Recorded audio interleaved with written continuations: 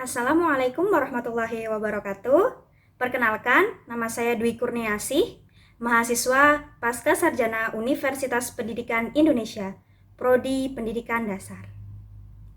Bicara tentang pendidikan di sekolah dasar, bicara tentang proses belajar dan pembelajaran. Apa sebetulnya hakikat belajar dan pembelajaran di sekolah dasar? Dan bagaimana implementasinya di masa pandemi seperti sekarang ini? Mari kita simak video selengkapnya. Hakikat belajar dan pembelajaran di sekolah dasar. Kita mulai dari hakikat belajar terlebih dahulu. Hakikat belajar. Belajar identik dengan sebuah proses pemerolehan ilmu. Nah, di mana proses ini terjadi dalam dua proses, yaitu proses mental yang terjadi di dalam pikiran dan proses emosional berupa perasaan atau tingkah laku. Selanjutnya, melalui berbagai bentuk, jadi dalam belajar itu terdapat berbagai macam bentuk. Belajar karena stimulus disebut belajar responden, belajar karena ada pemasangan stimulus dan respon, seperti 5 kali 5 sama dengan 25, namanya belajar kontiguitas. Belajar operan, belajar karena adanya penguatan, belajar karena pengamatan disebut belajar observasional, dan belajar kognitif yang prosesnya terjadi di otak kita. Belajar ditandai dengan perubahan perilaku dengan ciri-ciri tertentu. Perubahan perilaku di sini terdapat 3 domain. Domain kognitif yang berkaitan dengan kemampuan intelektual, domain afektif tentang emosional, dan domain psikomotor tentang keterampilan motorik. Nah, adapun ciri-cirinya, yang pertama ialah sadar. Jadi belajar itu disadari, terus memiliki nilai guna, positif, aktif, permanen, dan bertujuan. Selanjutnya, belajar itu membentuk pengalaman. Nah, pengalaman di sini terjadi karena adanya interaksi manusia dengan lingkungan, baik itu lingkungan fisik berupa gedung, alam, buku, maupun lingkungan sosial seperti masyarakat, teman sebaya, guru, orang tua, dan sebagainya. Nah, dari penjelasan di sini dapat disimpulkan bahwa hakikat belajar adalah sebuah proses pemerolehan ilmu melalui berbagai bentuk yang ditandai dengan perubahan perilaku dengan ciri-ciri tertentu sehingga membentuk sebuah pengalaman.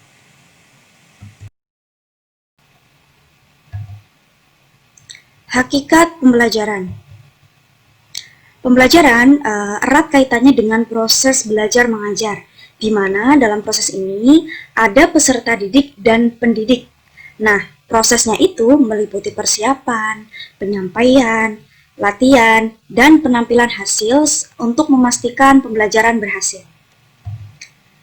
Pola dalam pembelajaran. Jadi dalam pembelajaran itu terdapat berbagai pola. Yang pertama, guru dengan siswa. Yang kedua, guru alat bantu dengan siswa. Jadi guru menggunakan alat bantu, alat peraga untuk menjelaskan materi kepada siswa. Berikutnya ada guru, media, dan siswa. Jadi guru dan media bergantian menjelaskan materi terhadap siswa. Dan yang terakhir, media dengan siswa. Nah, ini sering disebut juga dengan pembelajaran jarak jauh, seperti yang diterapkan sekarang ini. Nah, ini itu media dengan siswa, jadi siswa belajar mandiri. Nah, bedanya alat peraga dengan media, kalau alat peraga itu akan berfungsi apabila si guru itu menjelaskan. Sedangkan kalau media, dia bisa menjelaskan sendiri, jadi bisa bergantian perannya dengan guru. Selanjutnya, ada landasan. Nah, landasan di sini ada 5 landasan. Yang pertama landasan filsafat, jadi mencari dan membuktikan kebenaran. Kemudian landasan psikologi, tentang perilaku yang muncul. Landasan sosiologi, manusia sebagai makhluk sosial, tidak bisa hidup sendiri ya, dan hidup dalam masyarakat. Selanjutnya landasan komunikasi, yaitu penyampaian dalam materi. Nah, landasan komunikasi ini yang memberikan warna pada metode, model, dan strategi dalam pembelajaran. Selanjutnya ada landasan teknologi. Nah, ini sebagai media pembelajaran yang komprehensif, karena tipe siswa itu bermacam-macam, ada yang visual, kinestetis, auditif. Nah, jadi landasan teknologi ini diharapkan bisa memfasilitasi semua tipe mahasiswa. Yang selanjutnya adalah prinsip. Nah, prinsip ini mengacu pada standar isi dan standar proses yang tertuang dalam Permendikbud nomor 22 tahun 2016. Nah, sebagai contohnya ada dari peserta didik diberitahu menuju peserta didik mencari tahu, dari guru sebagai satu-satunya sumber belajar menjadi belajar berbasis aneka sumber dan lain sebagainya. Nah, dari penjelasan ini dapat disimpulkan bahwa pembelajaran adalah proses belajar mengajar antara peserta didik dan pendidik menggunakan pola, landasan, dan prinsip tertentu untuk mencapai tujuan tertentu. Selanjutnya, hakikat belajar dan pembelajaran di sekolah dasar.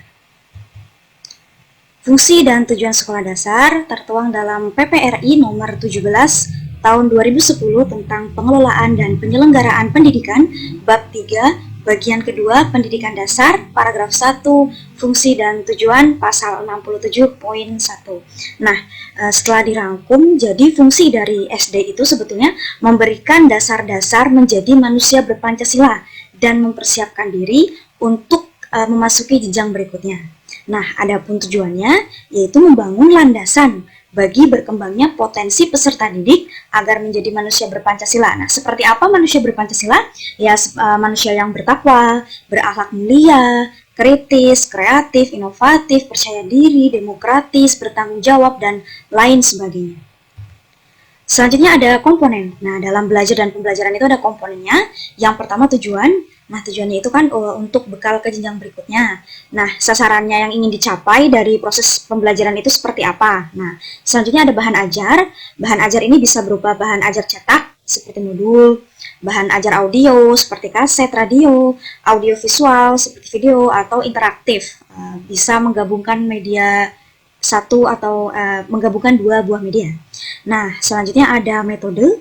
Metode ini bisa metode ceramah, diskusi, eksperimen, karya wisata, banyak lain sebagainya. Selanjutnya kegiatan belajar dan pembelajaran terdiri dari pendahuluan, inti dan penutup. Terus ada alat dan media. Nah, alat ini bisa berupa benda nyata, bisa berupa model, teks, visual, multimedia, dan lain sebagainya. Terus ada sumber belajar. Nah, sumber belajar ini bisa berupa tempat, benda, orang, buku, ataupun peristiwa. Dan yang terakhir adalah evaluasi. Nah, fungsi evaluasi ini untuk mengetahui ketercapaian indikator bisa dengan tes lisan ataupun tes tertulis. Nah, selanjutnya ada standar kompetensi lulusan SD. Nah, ini tertuang dalam Permendikbud RI nomor 54 tahun 2013 tentang standar kompetensi lulusan pendidikan dasar dan menengah. Nah, ini meliputi 3 dimensi sikap, pengetahuan, dan keterampilan. Ya, masih tentang hakikat belajar dan pembelajaran di sekolah dasar, ada prinsip yang pertama motivasi, jadi menumbuhkan dorongan belajar pada siswa gitu ya. Terus ada prinsip latar belakang, memperhatikan kemampuan pengetahuan, sikap, dan keterampilan yang telah dimiliki oleh siswa. Terus ada pemusatan perhatian, jadi agar lebih terarah sehingga tujuan belajar dan pembelajaran dapat terpenuhi. Terus ada prinsip keterpaduan, keterkaitan antara bahasan satu dengan bahasan yang lain. Selanjutnya ada pemecahan masalah, jadi siswa peka untuk mencari, memilih, dan menentukan solusi dari pemecahan masalah gitu ya, sesuai dengan kemampuannya. Nah, selanjutnya ada menemukan, menggali potensi yang dimiliki siswa. Terus ada prinsip belajar sambil bekerja, praktek untuk mendapatkan pengalaman baru, ada belajar sambil bermain untuk menciptakan suasana belajar yang menyenangkan. Terus ada perbedaan individu, jadi dari tingkat kecerdasan, sifat, kebiasaan, atau latar belakang keluarga itu berbeda-beda. Nah, yang terakhir ada prinsip hubungan sosial, jadi di mana siswa itu bisa bekerja kelompok dan saling menghargai dalam kelompoknya, begitu.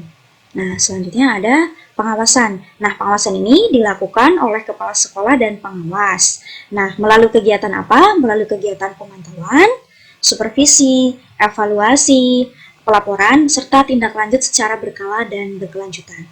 Nah, dari paparan yang telah disampaikan, dapat disimpulkan bahwa hakikat belajar dan pembelajaran di sekolah dasar adalah proses belajar mengajar di sekolah dasar yang mencakup komponen pembelajaran dengan menggunakan prinsip tertentu serta melalui prosedur pengawasan sehingga tujuan yang diharapkan dapat tercapai. Nah, selanjutnya bagaimana sih proses pelaksanaan belajar dan pembelajaran di SD pada masa pandemi ini? Sudah diatur, diarahkan gitu ya, sesuai dengan Surat Edaran Nomor 15 Tahun 2020 tentang pedoman penyelenggaraan belajar dari rumah dalam masa darurat penyebaran coronavirus disease atau COVID-19. Yang pertama, tujuan kebijakan. Jadi tujuan peluncuran kebijakan ini yang pertama adalah untuk memenuhi hak. Jadi memenuhi hak peserta didik untuk mendapatkan layanan pendidikan. Yang kedua adalah melindungi warga satuan pendidikan dari dampak buruk COVID-19. Kemudian yang ketiga mencegah penyebaran virusnya dan penularannya gitu. Yang selanjutnya yang keempat pemenuhan dukungan sosial.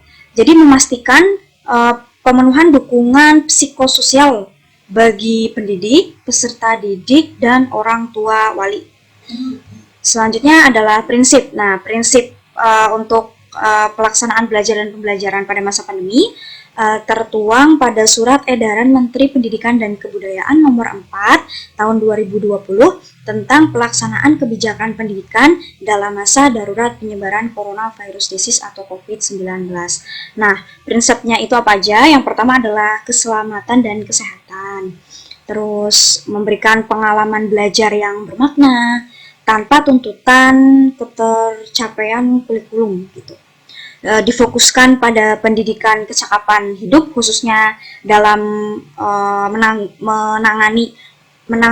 mengenai pandemi COVID ini gitu ya. Terus mata pembelajaran bersifat inklusif sesuai dengan usia, jenjang pendidikan, konteks budaya, jenis kekhususan peserta didik. Terus variasi aktivitas penugasan selama belajar dari rumah itu ditingkatkan gitu. Jadi variasi bukan hanya di modul gitu, tapi ada prakteknya berupa kirim video atau seperti apa gitu boleh. Nah, selanjutnya adalah hasil belajar peserta didik itu bersifat kualitatif. Nah, mengedepankan pola interaksi dan komunikasi positif antara guru dengan orang tua wali. Nah, itu prinsip-prinsip yang digunakan. Selanjutnya ada metode dan media. Nah, metodenya itu menggunakan pembelajaran jarak jauh atau PJJ. Nah, pembelajaran jarak jauh ini ada dua, yaitu daring dan luring. Daring itu dalam jaringan, bisa menggunakan media gadget ya, telepon pintar gitu ya, dan laptop. Nah, itu kalau daring. Kalau untuk luring bisa menggunakan televisi, radio, modul, lembar kerja, benda, dan lingkungan sekitar. Nah, untuk yang daring ini, Kementerian juga sudah menyiapkan beberapa portal dan aplikasi pembelajaran gitu, seperti Rumah Belajar, terus ada TV edukasi, dan sebagainya. Nah, selanjutnya ada pelaksanaan. Nah, dalam pelaksanaannya ini tidak diharuskan menggunakan gadget ya, apalagi untuk daerah-daerah terpencil gitu. Jadi disesuaikan dengan kondisi dan ketersediaan sarana pembelajaran. Nah, yang penting tujuannya pendidikan tercapai, seperti itu. Nah, dari apa yang sudah dipaparkan dapat disimpulkan bahwa belajar dan pembelajaran di sekolah dasar hakikatnya adalah proses belajar mengajar di sekolah dasar yang mencakup komponen pembelajaran dan menggunakan prinsip tertentu serta melalui prosedur pengawasan sehingga tujuan yang diharapkan dapat tercapai. Nah, pelaksanaan belajar dan pembelajaran di masa pandemi disesuaikan pada bagian prinsip dan komponennya. Hal ini dilakukan agar belajar dan pembelajaran tetap dapat dilakukan seefektif mungkin untuk mencapai tujuan yang diharapkan. Nah, sekian paparan dari saya. Ini daftar pustaka yang saya rujuk. Sekian, wabillahi taufiq wal hidayah. Wassalamualaikum warahmatullahi wabarakatuh.